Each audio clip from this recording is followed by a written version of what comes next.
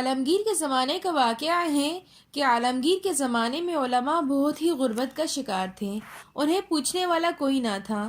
عالمگیر چونکہ خود عالم تھے، اہل علم کی عظمت کو جانتے تھے، انہوں نے کوئی بیان وغیرہ اخبارات میں شائع نہیں کروایا کہ علماء کی قدر کرنی چاہیے، بلکہ یہ تدبیر اختیار کی کہ جب نماز کا وقت آیا تو عالمگیر نے کہا کہ ہم چاہتے ہیں کہ جو دکن کے نواب ہیں وہ ہمیں وضو کروائیں۔ چنانچہ جو دکن کے والی تھے انہوں نے ساتھ سلام کیے کہ بڑی عزت افزائی ہوئی کہ بادشاہ سلامت نے مجھے حکم دیا ہے کہ میں وضو کرواؤں۔ وہ سمجھے کہ اب کوئی جاگیر ملے گی کیونکہ بادشاہ تو بہت راضی ہے اور نواب کو حکم دیا ہے کہ وہ وضو کروائے۔ چنانچہ انہوں نے بادشاہ کو وضو کروانا شروع کیا تو عالمگیر نے پوچھا کہ وضو میں فرض کتنے ہوتے ہیں؟ انہوں نے تو خود ساری عمر کبھی وضو نہیں کیا تو انہیں کیا خبر ہوتی؟ اب وہ حیران کہ کیا جواب دے۔ پھر عالمگیر نے پوچھا کہ واجبات کتنے ہیں وضو میں؟ کچھ پتہ نہیں۔ پھر پوچھا کہ سنتیں کتنی ہیں؟ کوئی جواب نہیں۔ عالمگیر نے کہا کہ بڑے افسوس کی بات ہے، لاکھوں کی رعیت کے اوپر تم حاکم ہو اور لاکھوں گردنوں پر حکومت کرتے ہو اور مسلمان تمہارا نام ہے، اور تمہیں یہ بھی پتہ نہیں کہ وضو میں فرض کتنے ہیں، واجبات کتنے ہیں اور سنتیں کتنی ہیں۔ مجھے امید ہے کہ آئندہ میں ایسی صورت نہ دیکھوں۔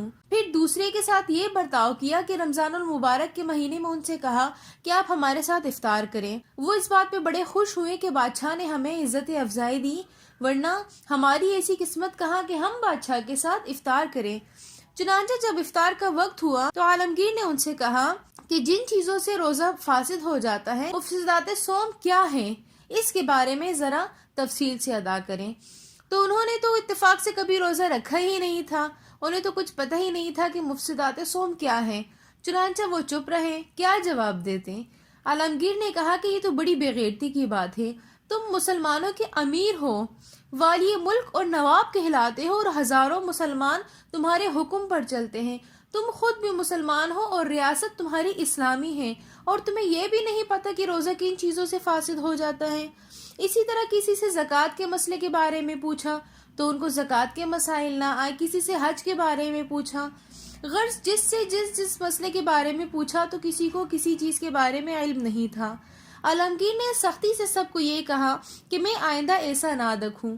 جب یہاں سے مرا واپس ہوئے، اب انہیں ان مسائل کی معلومات کرنے کی ضرورت پڑی تو انہوں نے مولویوں کی تلاش شروع کر دی۔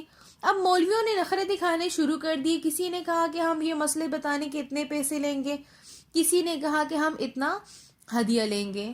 تو انہوں نے کہا کہ حضور ہم آپ کی تنخواہ لگوا لیتے ہیں جس پر آپ راضی ہوں، لیکن ہمیں یہ مسائل بتائیں، کیونکہ ان کو اپنی جاگیریں جانے کا خوف تھا کہ ایسا نہ ہو کہ عالمگیر بادشاہ ناراض ہو کر ہم سے ہماری ریاست چھین لے۔ پھر بھی مولوی نہ ملے تو تمام ملک کے اندر مولویوں کی تلاش شروع ہو گئی، جتنے علماء طلبات ہیں سب ٹھکانے پر لگ گئے، سب کی بڑی بڑی تنخواہیں جاری ہو گئی، اور ساتھ ہی یہ کہ جتنے امراء ہیں ان کو مسائل معلوم ہو گئے اور انہوں نے دین پر عمل کرنا شروع کر دیا۔ لہٰذا دین کے لیے کبھی بھی لڑائی جھگڑے کی ضرورت نہیں پڑتی، بلکہ دین اسلام عقل اور تدبیر کے ساتھ پھیلایا جاتا ہے۔ اگر آپ کو ہماری آج کی ویڈیو پسند آئی ہو تو ویڈیو کو لائک، کمنٹ، شیئر اور سبسکرائب ضرور کیجیے گا۔ ملتے ہیں نیکسٹ ویڈیو میں، تب تک کے لیے اللہ حافظ۔